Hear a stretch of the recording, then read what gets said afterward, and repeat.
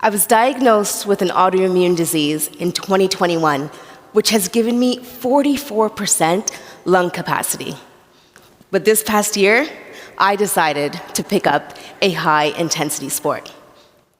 I'm not an athlete. I don't have a comeback story that ends in a trophy yet. I just made a decision, one that felt small, but that changed everything.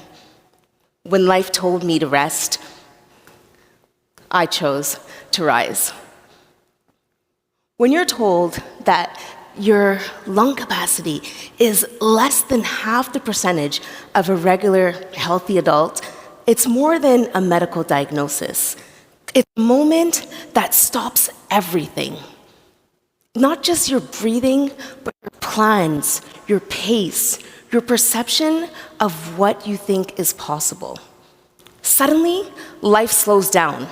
Everything feels heavier. You stop measuring your days in hours or accomplishments. Instead, they shrink into moments. How many steps can I take without having to take a break? How long can I speak before losing my breath? Even laughter, something so simple that feels like a luxury that you have to think about rationing. And the small things, they start to feel enormous. Something as ordinary as walking up the stairs becomes a mental negotiation. Can I make it all the way without having to stop? Will I recover? Will these people see me struggling? Everything becomes a mental negotiation. It's energy versus necessity, comfort versus consequence. Some of you may have heard of autoimmune diseases, but not many people know what they are. So let me explain.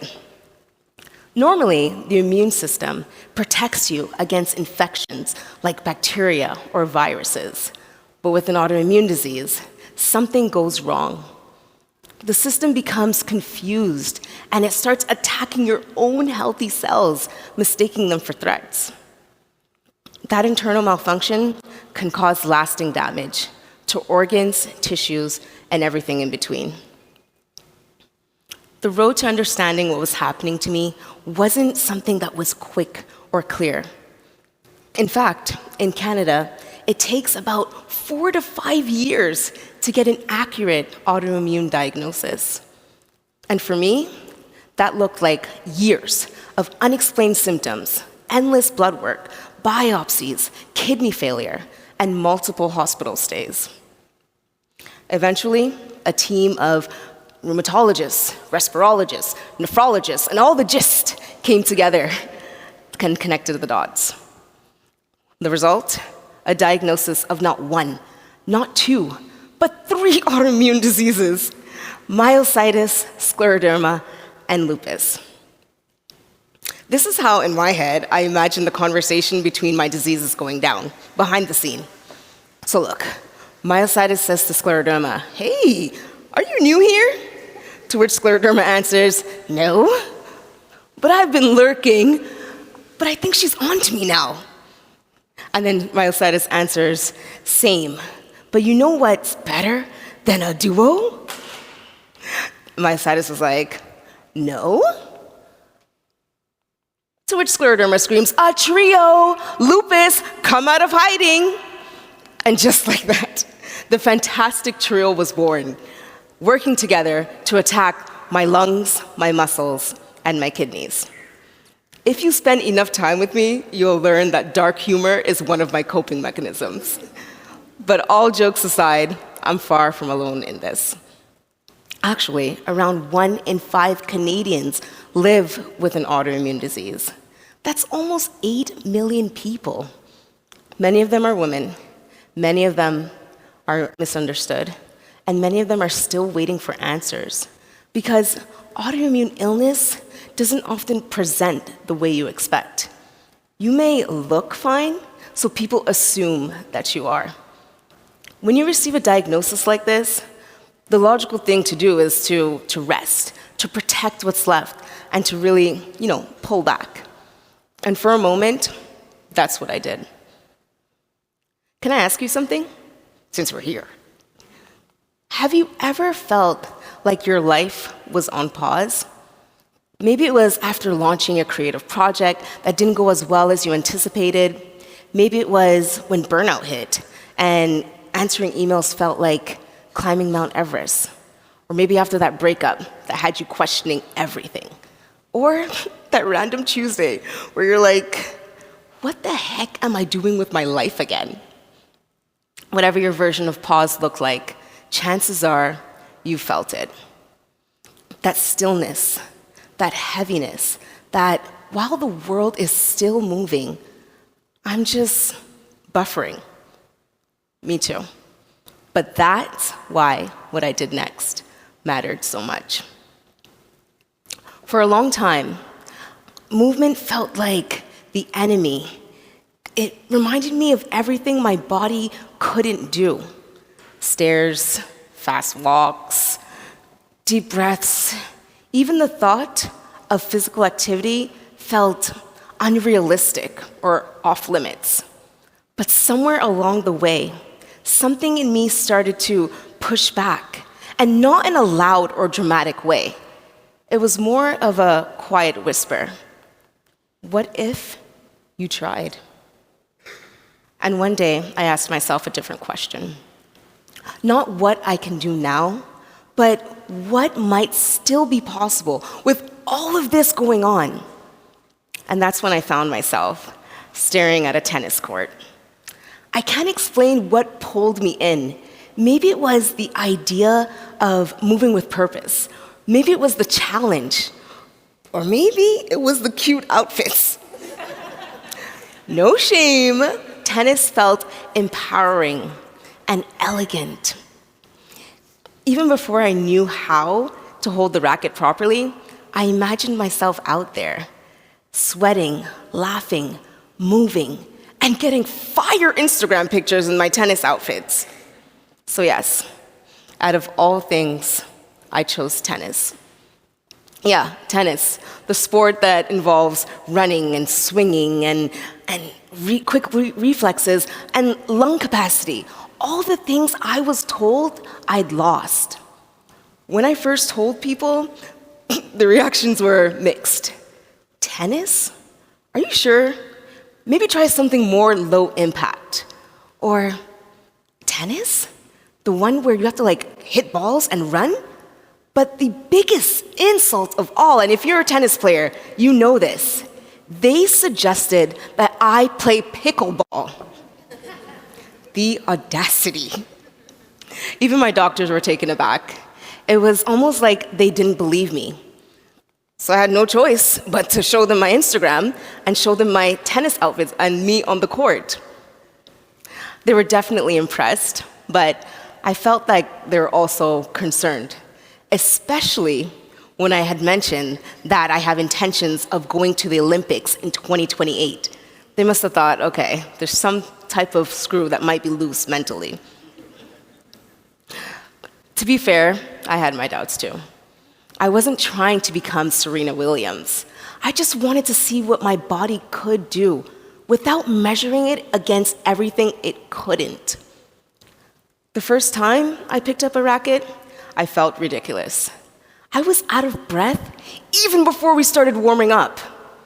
But I also felt like I was part of something. I was moving. I was participating in something that had nothing to do with lab results or symptom charts or hospital visits.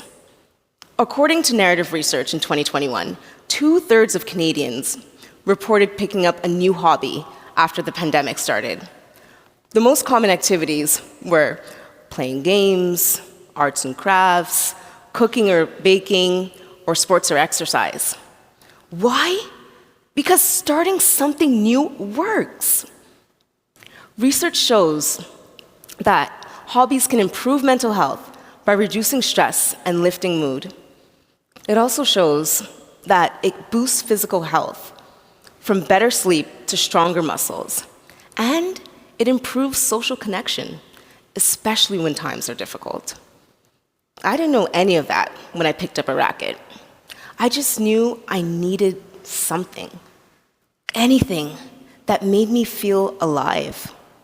Tennis didn't restore my lungs, but it gave me something else: joy, agency, a sense of possibility. And despite everything, I realized my body still wants to play. And after what felt like the 35th failed swing, that first hit, it was more than just a shot. It was a beginning. It was a moment where I chose life again. Tennis challenged me, but it also met me where I was, and it made me feel part of something. Something that made me feel alive. Tennis has become more than a game. It's a teacher, a rebellion, a way to say that I'm still here. It taught me that effort matters more than ease, that showing up, even imperfectly, is still better than quitting quietly, that movement, even slow and shaky, is still movement. Tennis isn't just movement, it's mindfulness. It's learning to stay with discomfort, to reset after every point, and to keep showing up even when your body says no. It wasn't just playing a game. I was rebuilding a relationship with myself. And this isn't only about tennis. This is about what it means to keep going when life hands you limitations. So if you felt paused or stuck, I want to share with you what I learned. 1, start where you are. Don't wait to be ready or healed or confident. Start where you are and be consistent. Write that song, enter that pitch competition. I don't know, audition for that weird movie. There's always side quests, but as long as you start. 2, choose play, not perfection. Pick something that sparks curiosity, something that feels not like a chore, Because you could start racket sports, we could play this summer, let me know, hit me up. You could do dancing, swimming, whatever brings joy, because fun matters. 3, listen to your body, but don't let it silence you. I've learned to honor my limits, but not obey them. Some days, rest is power. Other days, trying is winning. Finally, 4, find your court, AKA find your community. Hard things are easier when you don't do them alone. A friend, a class, a local group. It helps keep momentum and joy alive. I'm not playing tennis because it's easy. I'm playing because it reminds me that I'm still in the game. Some days, most days, I lose every point. But every time I step onto that court, I'm choosing breath over fear, joy over doubt, life over limitations. Did you know Vera Wang designed her first bridal gown in her 40s? J.K. Rowling wrote Harry Potter in her 30s.